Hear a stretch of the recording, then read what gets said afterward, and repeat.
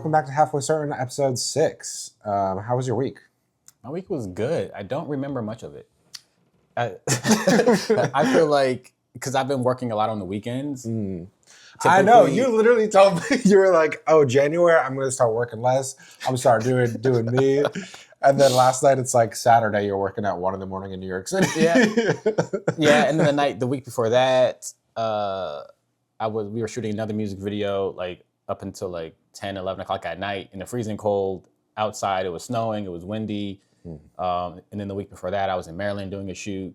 So like when my weekends start to get taken up, I no longer have a gauge of like Monday through Friday anymore. So like it's Sundays start to feel like Tuesday, Thursdays start to feel like Mondays. So I can't tell when my week start. I can't tell when my week started or stopped. So that's why it's all like a blur right now. That sounds horrible. But I feel like your week is probably you can recall more of it. Well, have you actually been working less, or you just said you were going to? I have been working a little bit less in the sense of like, if I'm working a lot on the weekends, I'll take the Monday through Friday a little bit more relaxed. Like I'll like either sleep in, I'll get some work done in the morning, take a break, go shopping, like do whatever, and then pick up work around like 5 to 7 again. Or I would just like take a full day off if there's nothing pressing for me to do, and I feel like I've already been working too much throughout the week, I would just literally take the whole day off and just like chill. What time do you normally wake up? Anywhere from 5 a.m. to 7 a.m. That's crazy. Yeah, recently it's been like 5. It's hard for me to get good sleep over the past few weeks, where I would literally get up at 1 a.m. and can't go back to sleep till 5 a.m. and then I go to sleep for 2 hours, and then, You texted me the other day, I think it was like 6 a.m, that you were like editing the podcast. So I was like, did you like wake up early to edit it? Like you had to do it at 6 a.m? Well, certain things, it's like when I'm up that early and no one's texting me, no one's calling me, I got no emails, I can just focus and lock in. So I would like edit YouTube videos. Yeah, it's perfect. Yeah. So I was just editing the podcast, some YouTube videos, just like getting some stuff done so that when I do wake up, I have less to do and I can take that morning slower. But what time do you typically get up? I get up every day at 9. Like clockwork? Yeah. Like, do you set an alarm or your body? I set an alarm because, I'll sleep in just because I just won't wake up. So I just set an alarm just so that I wake up. But I don't have to do anything specific in the morning besides walk my dog. But this week, you ever watch a show for a really long time? And then when it ends, you just feel like, what do I do now?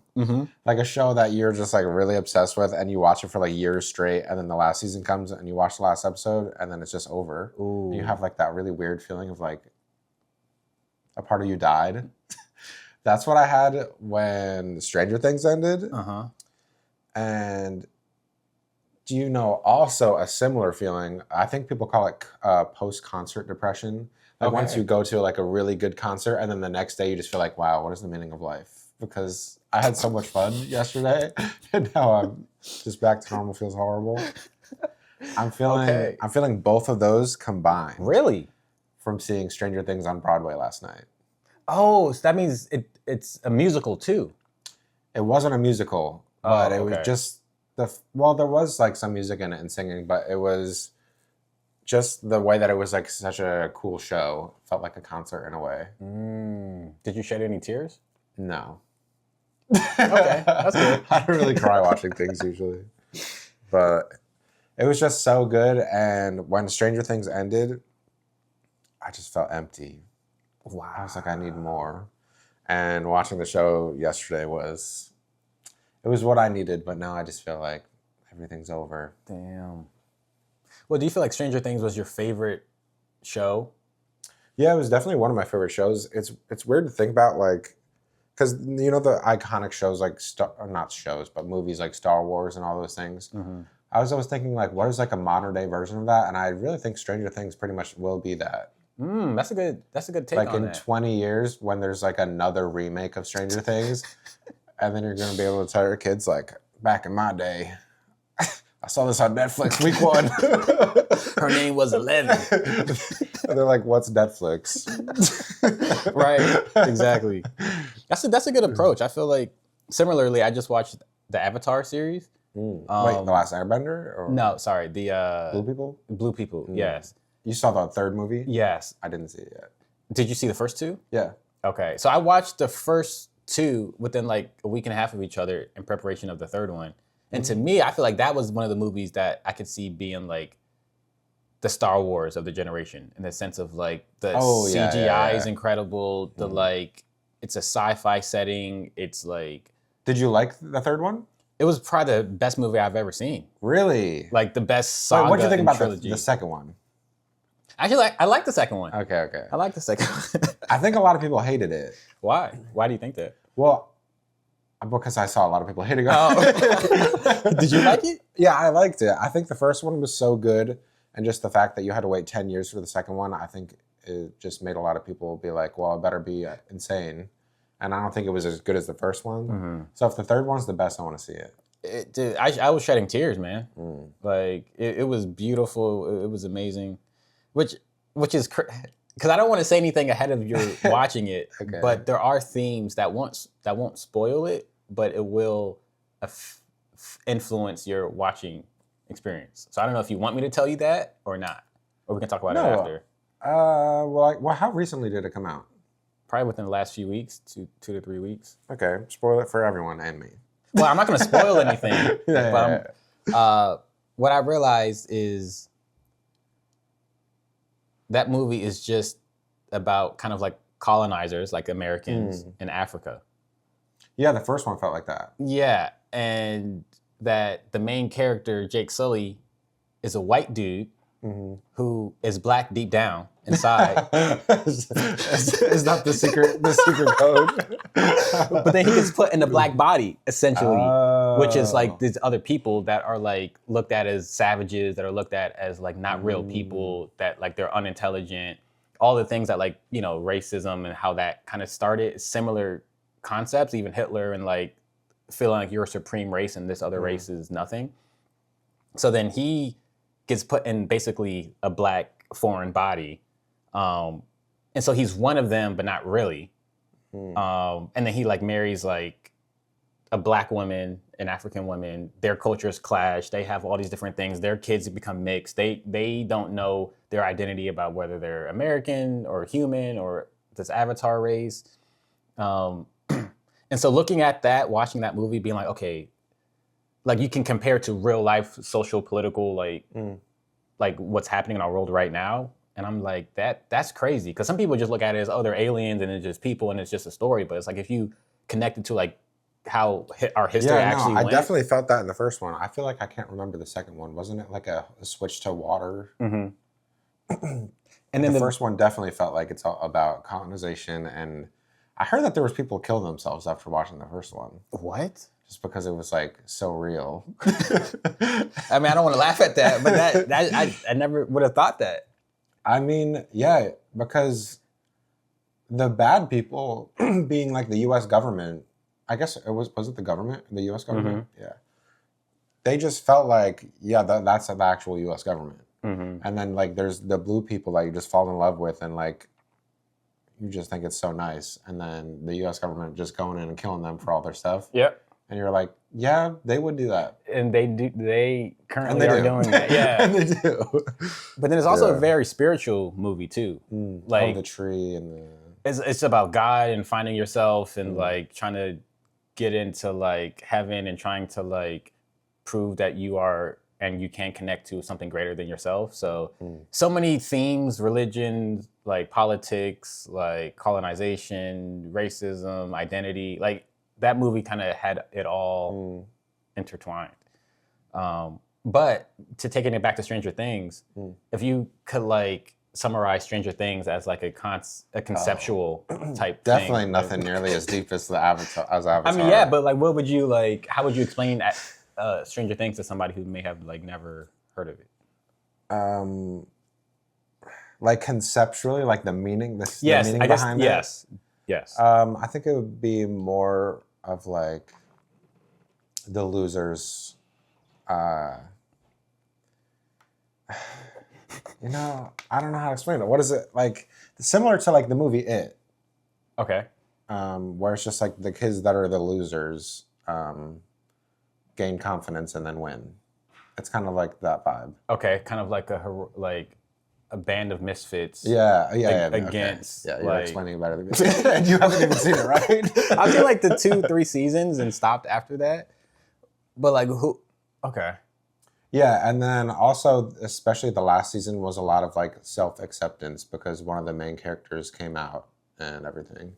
And it was like the bad guy was like using his fears against him. Mm-hmm. And yeah. So did you feel like the Demogorgons or anything was like had a metaphorical meaning to like anybody or like? No, I don't think they thought of it like the way the Avatar did, where everything is like metaphorical and there's like a whole deeper meaning. I mean, I think maybe there is some deeper meanings and things like that, but I don't think everything was. Maybe in the future we'll realize, oh, the upside down is like metaphor for all this stuff. I feel like there's a high probability that the upside down is a metaphor for something, and I haven't watched it in a while. Everything could be. If you want it to be, you can find the meaning. And if you look for it, you find it. Exactly. Okay. Well, who would you say your favorite character in Stranger Things is?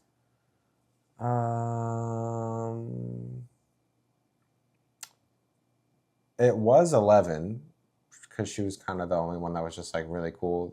Oh wait, I don't want to spoil it for people that didn't see it. But the last season, probably the character Will. Okay. I think he just came out to be really cool. And that's all you can say without spoiling it? Yeah. Okay. It is. Okay. Because if I explain why, then yeah, it's just a spoiler. But okay. That's cool. Yeah, Stranger Things was definitely one of my favorite things on Netflix, and then I just stopped watching content typically as a whole. So really? I want to get back into like watching the Avatar. Maybe want to get back into like long form, like movies or trilogies or TV shows that like are actually good. Because I'm like the payoff is so incredible. Like when they do it right and you are invested throughout the whole time, you see the characters evolve and you see them grow. It's just like finding the time to just like, because I have an addictive personality. So like once I start something, it's like I have to finish it, and I'm gonna be thinking about it while I'm at work, while I'm like talking to other people. I'm like, I don't want to be here right now. I want to be home watching the show, and then it's like one episode turns to 3, and then I feel like I'm just avoiding responsibilities. So I try not to watch it because of that, but I do feel like I want to get back into it. I think. Are you one of the people that? That's such a weird phrasing. Are you one of those people? But like when you're doing something like watching a show or something, you feel like, oh no, I'm just wasting my time. I can feel that. I feel like that's you. Yeah, I've had to learn to disassociate that from relaxing. But yeah, like if it's something stupid, I'm like, if I sit here for 2 hours and waste my time, I'm gonna be mad. So I only want to watch movies or shows that I know are gonna be good. But I'm also very picky, so I'm like, if I can only watch one thing a year, I'm like, this better be the best thing ever. And I feel like I'm often disappointed, and it makes me less likely to actually watch anything. Yeah, I think that I'm that way with movies and shows. Like if I know that I should be doing something and I'm watching a show, then I'm like, I just feel guilty, and then I can't enjoy it, and I turn it off and have to like do what I need to do first. But the trap that I get stuck into that you don't is being on my phone. Because I'll be like, I'm not going to sit here and watch a 2-hour movie because I need to do something. But I'll pull out my phone and be like, let me just watch it for 5 minutes and then 3 hours go by. So you watch the same show on your phone? Like, no, not the same show. Oh, okay. I just mean like TikTok. Just like scrolling through. You just plan to do it for 5 minutes and then it's been an hour. That's interesting. Because how like one looks like less commitment to it. Yeah, there's way less commitment because you're only committing to what, maybe a minute each time you swipe, or 30 seconds or even less. Yeah. So then you just think it's a small commitment, but then you're just hooked. That's kind of messed up in a deep way. That's definitely like the intent. Because like if you just focus on the thing that you want to enjoy for the 2 hours, and then you can move on to something else. Maybe that's better than better than just like tricking yourself. I think if I didn't make content, I would have just delete the stuff from my phone. And that's the crazy thing that is so cringy. I'll like edit a video either for like the podcast or just my music stuff, and I'll go to post it. And when I open Instagram, a reel pops up, and then instead I watch the reel. And then I forget that I was going to post the video, and then I just start scrolling, and then it's been 30 minutes. I'm like, oh my gosh, I literally came here just to post a video. That makes me so mad. I wish that there was a way that I could, like, get around that? Like if there's a way to make it so that reels don't pop up when you open it, because Instagram used to just be pictures, and now they know that the videos is the thing that hooks you. So right when you open it, it's just a reel. They're getting you, John. I know, it works every time. I don't know how to fix that. My brain. Okay, let's play some How True Is It? Yes. How true is it? Oh my gosh. How true is it that we'd rather call someone toxic than admit that we played a part?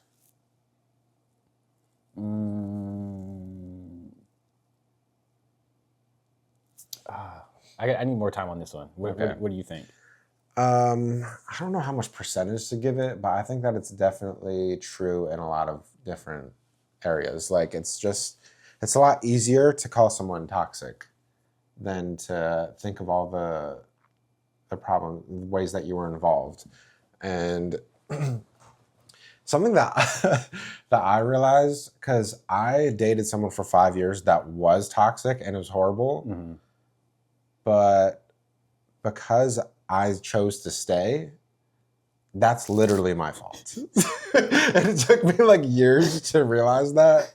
Like, and I don't want to project that to different people because it sounds like victim blaming. Yeah. So I'll just victim blame myself instead of someone else. Yeah. But literally looking back, I'm like, I could have left. It did feel impossible. Even when I did, it did feel impossible. I didn't think that I was going to even be able to leave. But I knew that the relationship was bad. And I like, especially if you're with someone for years, you know who they are at that point. Yeah. And you can't expect someone to change. And if you're just if you're like with them because you want them to be someone else, that's like literally your problem. Well, then at that point, you're the toxic person because now you're trying to change somebody who you know isn't like that. I think if a relationship is really bad, but even if it's because of one person being like the toxic one doing all like the cheating and all those things like that, if the quote unquote good guy or good person in the situation stays in it too long, they'll become the villain. It's like what's that quote? You either die a hero or live long enough to become the villain. Yes. Yeah. That's really how it is if you just stay around. You're preaching, John. Okay. No, that's a good point because I feel like, you know, in my personal experiences, I feel like I always had like pre-guilt, you know, where like when you are dating somebody or talking to somebody for like a year or plus, and then you feel like maybe this won't work. Like we work well together, but I feel like long term it may not work. And I feel like if we don't break up now, I would just be wasting somebody's time. You know what I mean? Because it's like, I know deep down it probably won't work, but I'm comfortable. I like them. They like me. We have a good vibe right now. And so I would kind of almost get like pre-guilt because I'm like, at some point I know this is not going to work. But I also don't want to end it because I like to be in the moment. I don't like to think too far in the future. Like it could work out, but we have to like. Yeah, but how do you know it's going to work? Every relationship has problems.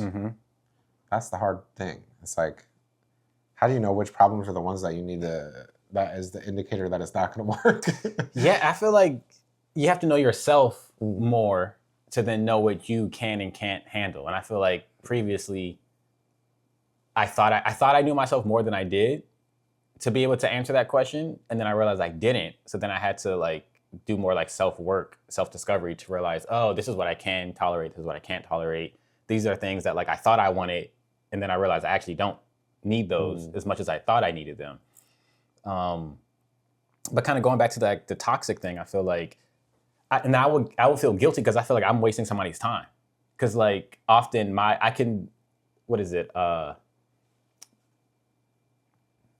Separate? Yes. I can separate my emotions pretty easily. I've learned to do that growing up. So like, even though I love somebody and care about somebody, if we break up, I can distract myself and I can find other ways to like get over that person and just bury the feeling of hurt and pain and just move on to the next thing. Whereas I know a lot of other people, it's harder to do that. And so like, I know that if I have a breakup with somebody, they are likely going to take most of the hurt. You know what I mean? Before I would. Because you know how to deal with it better? Because I know how to deal with it better. So I feel bad for them more than I feel bad for me if we broke up. So then I feel like, oh, I don't want to waste somebody's time because, you know, I don't want. That's like the going into like the people pleasing we were talking about last week. And then I'm like, but then I have to learn I can't waste somebody else's time for them. You know what I mean? Like if they want to be with me, and even they may know they may not work long term, or that like they have their own issues with me that they're like, I don't know, like I don't know if we're the right fit. I can't project my guilt of staying in a relationship on them when you can't decide for them if they're wasting their time. Exactly. So like who's the toxic person in that then? I think a lot of times it's not one person was toxic. I think a lot of times we like to think, oh, the other person was just toxic and I was fine. I think most of the time it just stopped working. Yeah. There's definitely times when people are toxic. Yeah, I mean, it's even worse when typically if you don't think you're toxic, you're the toxic one. Like I would think, oh, like, you know, I don't have any issues, I don't have any problems, but then my commitment issues was the problem that I wasn't recognizing. So my lack of wanting to commit to somebody spawned out in all these other ways that like made me actually toxic because I didn't acknowledge that I was avoiding certain things because of my fear of commitment. So really I was a toxic person in a lot of ways, but was putting it on the other person, you know, as far as like, oh, they're just not my type, or they're just not good enough, or they're just like, you know, they need to work on this and that and this. And then once they do all those things, then I will feel comfortable being with them long term. But that was just an excuse. So do you think it's toxic to hate your ex? Yeah, I think it is. Because it took me a while, but I feel the same way. It's because if you really loved someone, even if they treated you horribly or whatever happened, it's like, did you ever really love them if you now hate them? Because maybe you just loved how they made you feel. I think you can hate someone while loving how they make you feel. But now if you break up with them, you don't love how they make you feel anymore, and then the only thing left is the hate. That's real. I can see that. And I also feel like most times where we hate ourselves for being in that situation for that long, or we hate that we let ourselves be manipulated, or we hate that we let ourselves be trapped, but we don't want to acknowledge that we stayed in it longer than we should have. So then we just hate. We put all the blame on them. Yeah. Yeah. It's kind of like the situation, like say that a girl and a guy in a relationship, and the guy sleeps with another girl, and the girl in the relationship finds out that the guy cheated and wants to beat that girl up. It's like that girl had nothing to do with it's your boyfriend that cheated. Yes. I think sometimes we want to blame something that's easier to blame.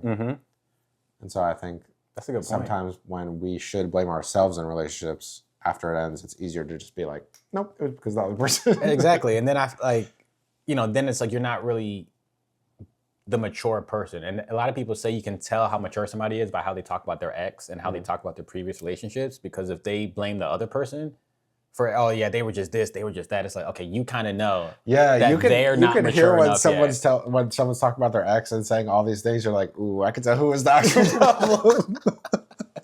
Exactly. Yeah. Okay, but this kind of goes into, did you have anything else you want to say about that? No. Okay. I don't think so. Because I feel like this goes into the next topic. Ghosting isn't always bad, which I'm curious to hear your take on. How true is it? Do you think that is true? Ghosting isn't bad? Ghosting as in you just... I don't think it's always bad. Have you ever ghosted someone? Yes.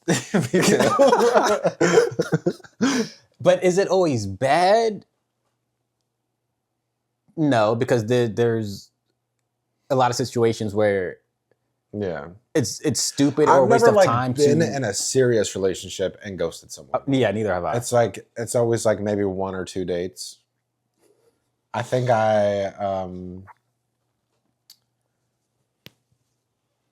used to ghost people like a lot because I was just immature, like probably when I was like 20, just freshly dating.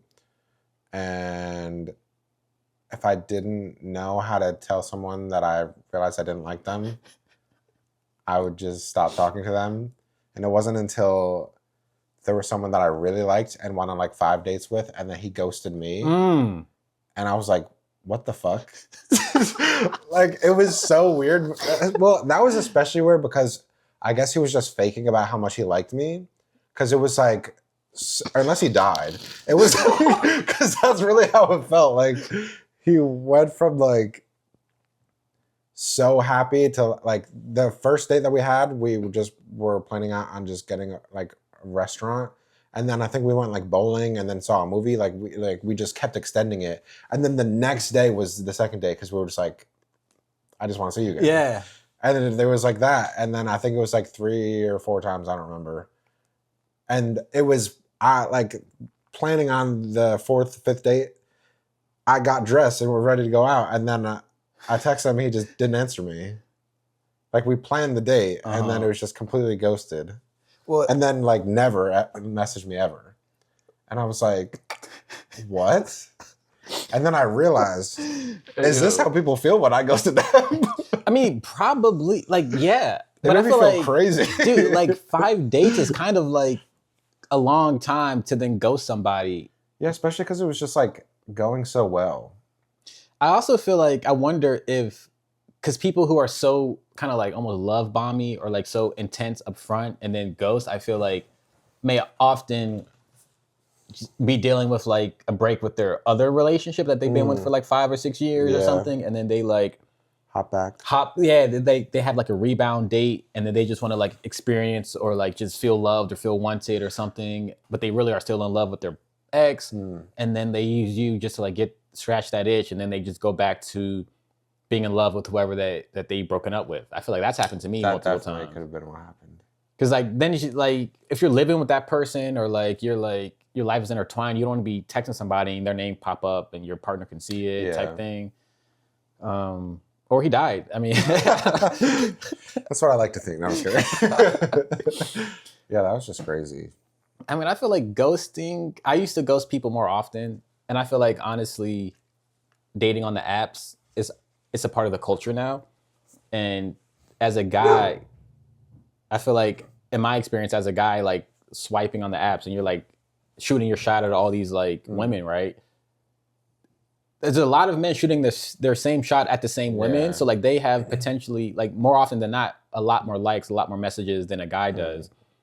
And so like,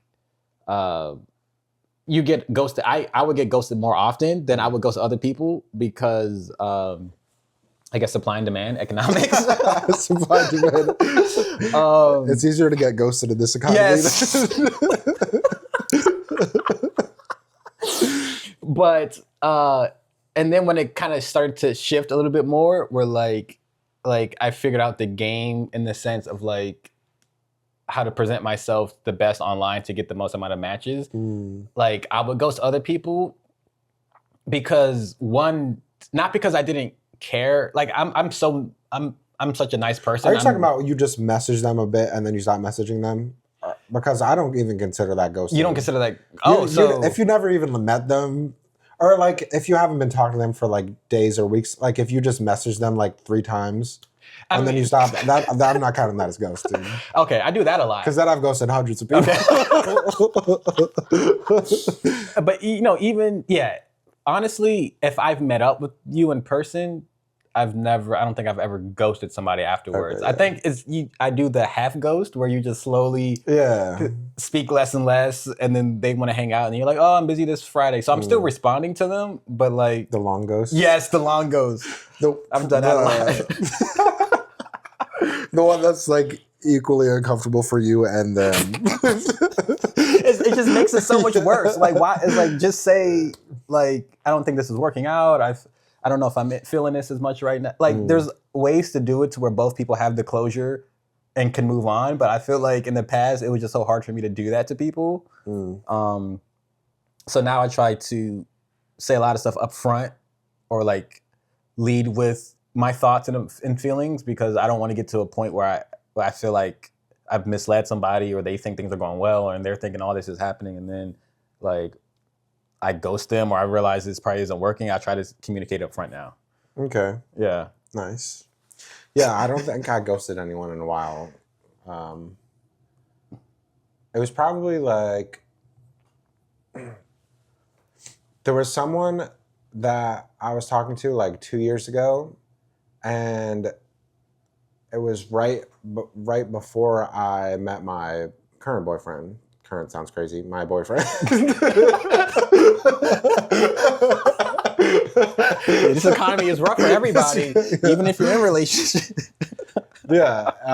And when I started dating him, I told the guy, I was like, I'm seeing someone now, so maybe we could be friends or something, but I'm seeing someone now, so it's over. And my thing is like, I would still hang out with someone as a friend if they were cool based on their reaction. If they're like, oh, good for you, I'm happy for you that you're in a relationship and they're respecting that, then good. But it wasn't like that. It was like jealousy and weirdness. It was like, why are you not going to date me? Why are you dating him? And that was their response? Yeah, to me.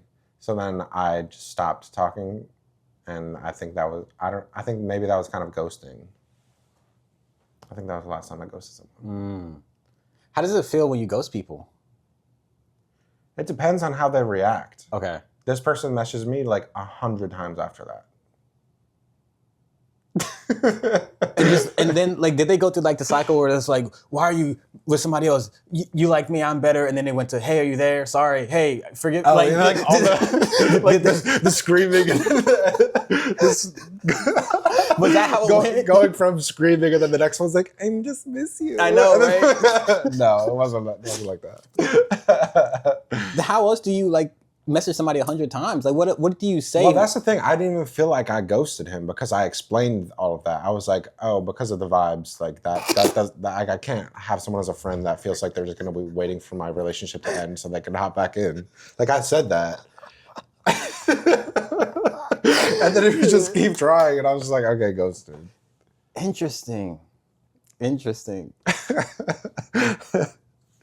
Yeah, that was a lot. Yeah, I've never had that experience. I feel like the older you get and the more you've been with, like,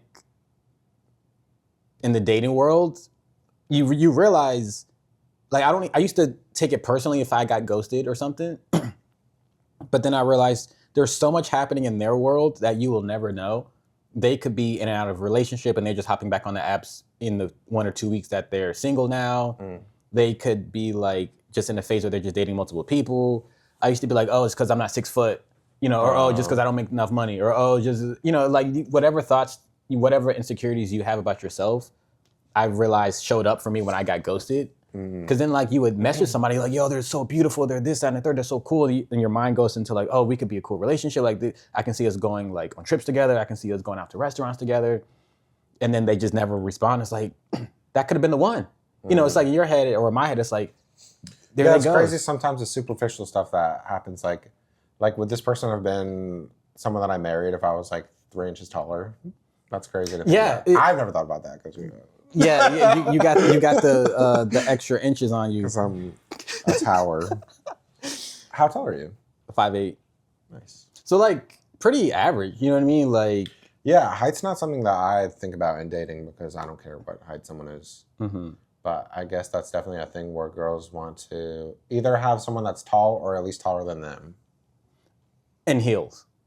In heels? So like you have to be taller than so them in heels. It depends on the heels they like to wear. I mean, like if they look at you and be like, if I'm taller than you or the same height as you while I'm wearing my favorite heels, that's a factor. Damn. Like it is. So that's crazy. So I mean, then you can tell like certain people, like even I won't even match with people who are my height.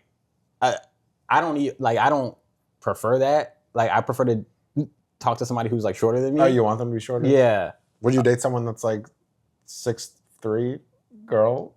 6'3"? I can't imagine that.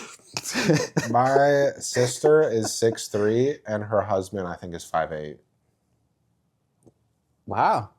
I mean, he must, like, you can tell, I mean, you got to be in love, right? I mean, there is no, like, that's amazing because I feel like you're not even considering the superficial things. Then it's like, that people like that or like other type of couples are just like, they're in it because they love each other. You know what I mean? Or they love each other's height difference. Maybe that's the thing, you know? Okay, like a relationship kink. Like, I want my man to be like shorter than me. I want a short king. And I want a tall queen. I don't know. So ghosting isn't always bad, is what I think. Yeah. Especially if you tried to not make it a ghost and then they just keep on bothering you and then it's like... Yeah, like if you just... Well, at a certain age, once you get like 25 plus, I feel like you should just learn to communicate because online dating is now the norm. So like you're going to go through those situations over and over and over and over again. And it's like, you could just keep ghosting people, but I feel like, why don't you just learn to overcome that since that's going to be a part of your dating life for the next decade? Yeah, I think once it took someone ghosting me to realize that it felt so shitty that I was like, oh, I'm not going to do this to people anymore. Yeah. Yeah. Well, you're a good person. I don't know. How true is this? If you keep attracting the same type of person, you're choosing them. That is 100% true. That is 100% true. I stand on business on that one. Oof. Do you have anything more to say, or that's just it? Yeah, I mean, like, so like when I realized I had commitment issues, I bought this book because I wanted to like learn about it and learn how I could like overcome this because I knew it was like affecting my relationships. And in the book, like, you know, psychologists and I don't know if they're psychiatrists, but I know for sure there was like these therapists and psychologists that were like studying love and relationships and attachment and commitment. And they were literally saying that like, if you keep dating, if the people that keep coming into your life are very similar, it's because that's the energy that you're radiating and that you actually want those people. Like a lot of people in the book, it was saying the people who like married men or married women are people who have commitment issues because they're going after people who are emotionally unavailable. So like if you're constantly dating people who are emotionally unavailable, it's because you're emotionally unavailable and it feels better to be with somebody else who's emotionally unavailable so that you don't have to become emotionally available yourself. I don't like that. And especially in the gay community, there's definitely a lot of guys that are specifically looking for married men. That's like just their type. How is that just your type? I don't know. I think it's like maybe like an insecurity thing of like, I want you to like me so bad that you'll cheat on someone for me. Or like, I don't know. There's a lot of people that are like that, and I do not fuck with that. Like, I mean, I don't know what to say to that. It was to the point where when I was having dating profiles, I used to put, don't hit me up if you're married. Because of how many married men are just on the apps. And they'll be open about being married. Yeah. You could see a wedding ring picture. Sometimes the guys, especially if they're married to women, they'll like have their profile pic, them with their wife, and then just blur their wife's face out. Wait, so have you ever like dated somebody who was married to test it out or see like what it was like? Or you just never even like... I've definitely, oh my God. There was one time where I was with a guy and then I thought he was single. And then he was like, be quiet, this is my girlfriend. And he answered the phone. And I was like, what the fuck? Then what happened after that? He just got off the phone and was like, all right, so like, just went back as if nothing happened? Yeah. And I was like, ghosted. Wow. Yeah, I mean, that's definitely true. Like that you are what you attract. You know what I mean? So yeah, I had something to say about it. Let's hear it. So the first person that I dated like seriously for 5 years was right when I turned 21. He was 35. And I felt special because of like, okay, so I have a thing where I used to be attracted to like older men than me. But I don't like the idea of older men being attracted to younger people. So somehow I had like thought like it was the type of thing where he was older, but he was like, "Oh no, you're like so mature. I'm with you because like you're older than everyone your age." That wasn't true. Said that to everybody else. Yeah. Who was, yep. And yeah, so I just thought like, oh, I'm just special. He wouldn't like dating anyone else my age. It was just because I'm so mature and I'm this and that. And so that's like one of the reasons that I just told myself it was okay. And then 5 years later, when we broke up, he's 40. With the A month later, another 21-year-old. You're joking. Yeah. And he's like, he's saying the same thing. Oh, you're just mature. Like, I wouldn't normally do this, but like, because it's you. Like, that's crazy. like when does that end? Is he gonna be like 60 and there's another fresh 21-year-old? Dude, that's just crazy. Like, at what point are you gonna look at yourself and be like, why am I dating the exact same type over and over and over again? And the older that I get, now being 29, I'm like, no. Like, I'm not dating a 21-year-old and I'm 29. Imagine me when I'm 35? That's crazy. But do you feel like in the gay community that's more accepted? Because I feel like it definitely is more accepted. Like, why do you think that is? Just because it probably happens so much that I don't know. I think there's a lot of guys that like older guys and a lot of older guys that like younger guys. And I think people judge it, but it also just happens so much that it's just like normal. Yeah, I know a lot of people who like have a more of an elongated gap between their relationship. And it feels like it just... If it's like 55 and 40, that's fine. Even though that's 15 years, but if it's like 20 and 35, that's crazy. Well, then the question is, I mean, this is not something I necessarily...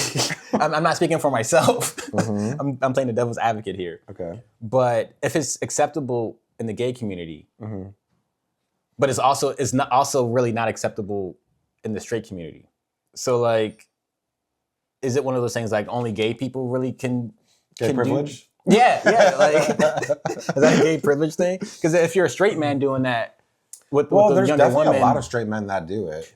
Like even like Leonardo DiCaprio, his girlfriend's always like 20.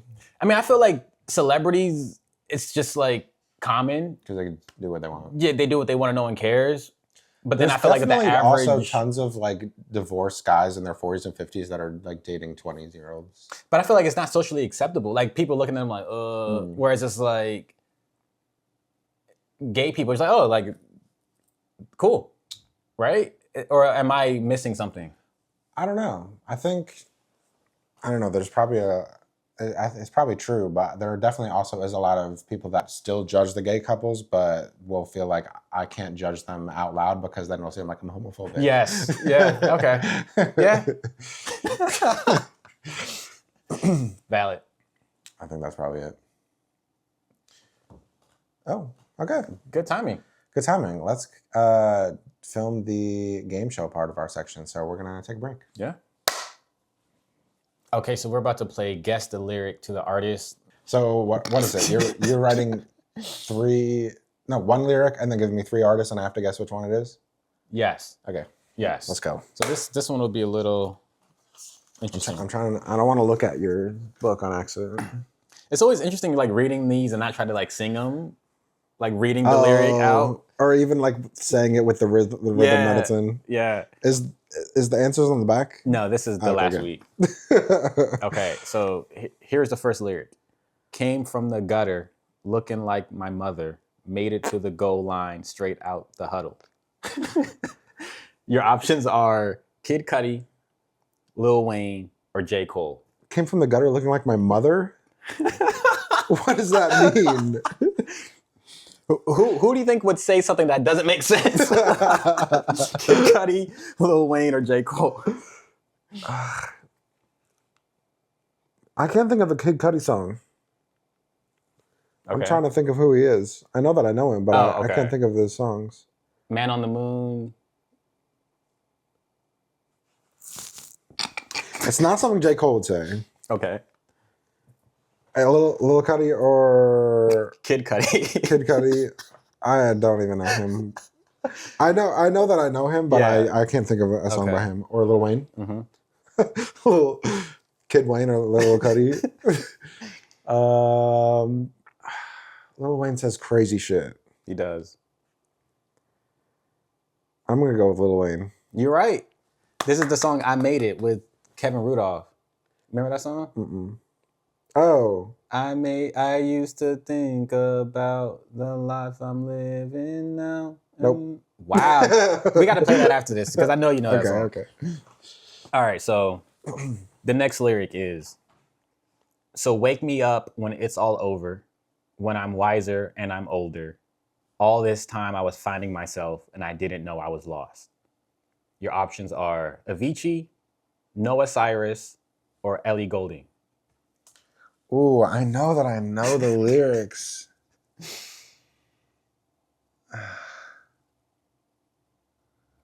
Is it da da da da da da da da da da? I don't, wait. No, I don't think. Okay, it must not be.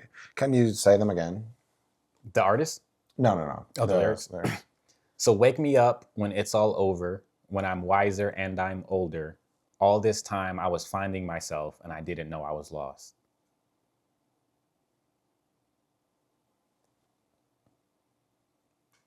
I'm picturing a guy, but you're all of them are girls that you named? Avicii isn't. Do you know Avicii? I only know him because of that one song Mike Posner says his name in. Oh, you don't Pulling actually... Ibiza. Yeah, so you don't actually I thought listen Avicii to was like a producer. He sings? Well, he's a producer, but works with like other artists. Does he sing too? I don't believe so. So then it can't be him. I mean, because but he like, wouldn't be singing the line? No, I mean, but the songs are just his name. You know what I mean? Even though he's like using other people, like, you know what I mean? Like, yeah, but I feel like you would have wrote down the person that sung it rather than the person that produced it. But that might have been more confusing, so I wanted to give you. Okay. You know what I mean? But I figured you knew Avicii. Like, I definitely know him, but I can't think of any of his songs. Wow. Okay. So I'll say Avicii. You're correct. Wait, so he's not singing that? No. Do you know Aloe Black? Yeah. Okay. He's the one singing that. Wake Me Up.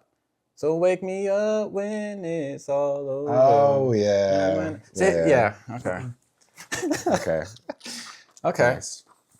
Because these are like, I knew some of these might be a little bit interesting, but I feel like people watching could also like... I feel like before you were doing only rap, and now the I want to switch up genres and I like that. And different things. That's a good idea. All right. So the next lyric is, and now we're rolling down the freeway, talking about a three-way. Started working out, but he gonna eat me on his cheat day. So we have Cardi B, Glorilla, Megan Thee Stallion. Damn. It could have been all of them.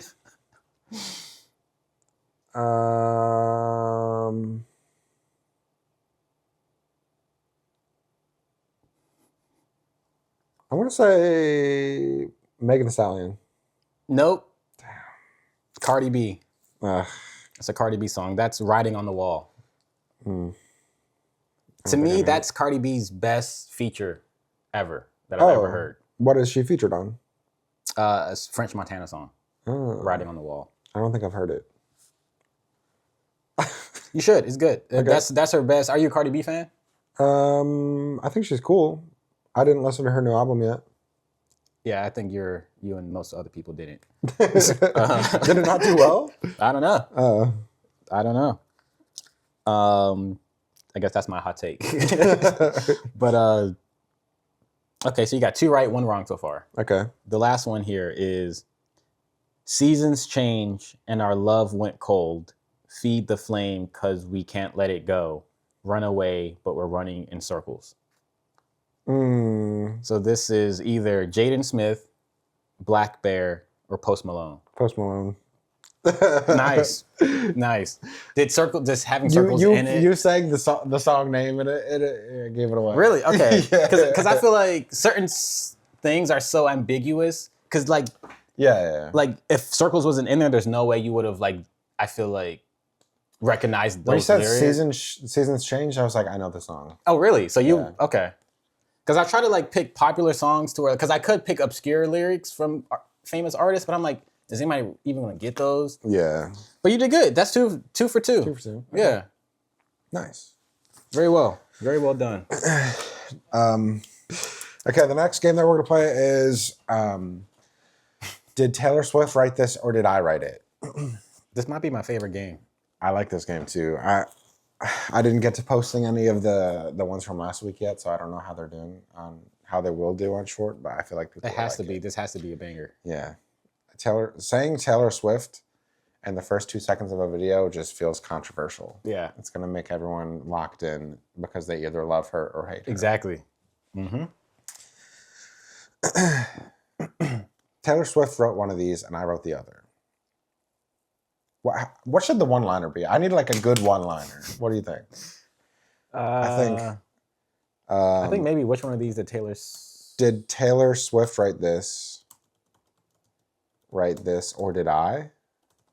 I feel like you said that last time. Did you like that one? I don't know. I didn't post it. Oh. But I don't mind that. To be like a hook. Bam. Like something, I can see something that can flow off the tongue easier than that, but that makes the most sense of like, I want to say Taylor game. Swift right away in the video. That's what I'm thinking. So, did Taylor Swift write this? Or did I feel like, I don't know. That's like the simplest way to explain the game concisely. Okay. So, we'll go with that. Okay. Did Taylor Swift write this or did I? Or no, because I'm saying 2 different lines. So which one did Taylor Swift write? Yes. No, because then I'm not saying I wrote the other one. Oh, this is hard. It could be Taylor Swift versus me. Who wrote this? Taylor Swift or me? Who wrote this? Yeah. Okay, Taylor Swift or me. Let's play Taylor Swift or me. Is that the game? Taylor Swift or me? Sure, yeah. That's ambiguous enough to where people want to know. Okay, sure. Taylor Swift or me? Who wrote this? What? No, that makes sense. Who wrote this? Who wrote this or who wrote which line? Who wrote just said it wrong. Who wrote? Yeah. Who wrote which line? Yeah, that makes sense. Yeah. Okay. It's like the people on the podcast are gonna get behind the scenes. Okay. Taylor Swift or me? Who wrote which line? You're a symphony that sings to me, or you are the best thing that's ever been mine. I think you're the best thing that's ever been mine is Taylor Swift. Yeah. Right. What song is that from? Do you know? Nope. I do not. Did Taylor Swift write this? Oh my gosh, I'm saying the wrong one. I'm deleting this. Taylor Swift or me? Who wrote which line? I've found peace inside my blue and the pain that I've been through because it brought me right to you. Or I would have died for your sins. Instead, I just died inside.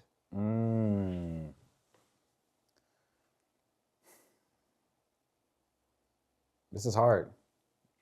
I made this one difficult. I tried to have them match the same vibe, kind of saying the same thing. Yeah.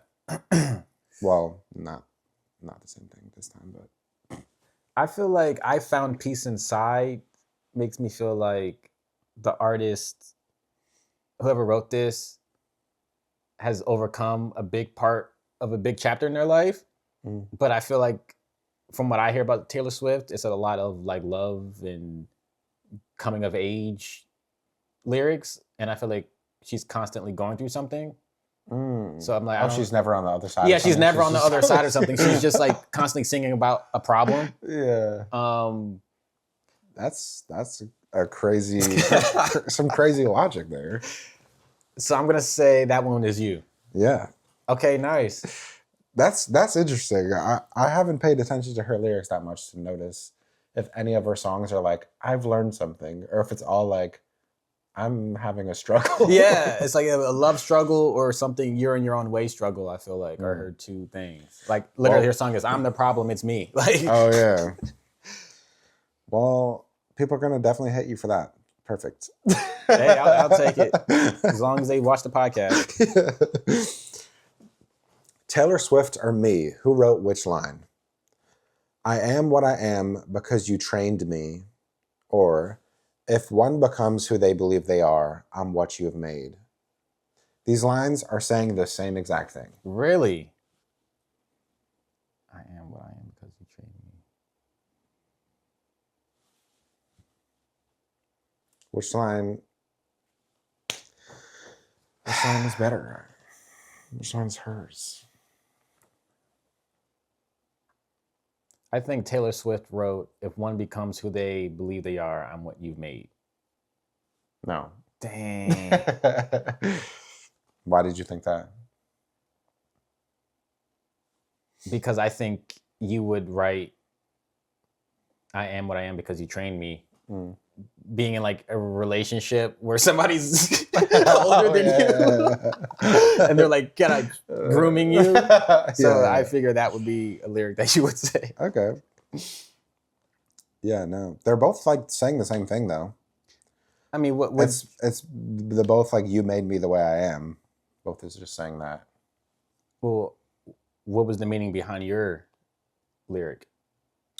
This is if one becomes who they believe they are and what you've made is the end of the like concept album that I made of this character that I made T killing himself. Because the whole story of the album was him being locked in a room, and it was a metaphor for being raised in the cult. So like his whole character in the story was like the metaphor for if I never left the religion. So him killing just himself. Like stayed into it until I died. And so yeah, it's him like saying that all the bad things that the religion told him that he was made him bad. It's like if one becomes who they believe they are, I'm what you've made. You made me believe I'm bad, so now I'm just going to be that. That's deep. Thanks. Taylor Swift can never write that. Except she did. I am what I am because you true. That's deep. You and Taylor Swift should like write together. Yeah, right. I mean, if enough people tag her, maybe she'll invite you on stage or something. Yeah, just give me $1 billion. Okay, that was the whole podcast. Yeah. Yeah, that was a good week. It was good. About an hour and 20 minutes. Do you think we'll cut that other, like, because if we cut that other match, say the word at the same time, it'll be pretty close to like an hour. Yeah, I mean, which is good. I think that maybe next time I should write more of these because I liked these, the Taylor Swift ones. Yeah. Well, thanks for tuning in this week. We'll see you in another week. Yep. Stay tuned for episode 7 coming next. Damn, that went by quick. Yeah. Cue the music. Cue the music.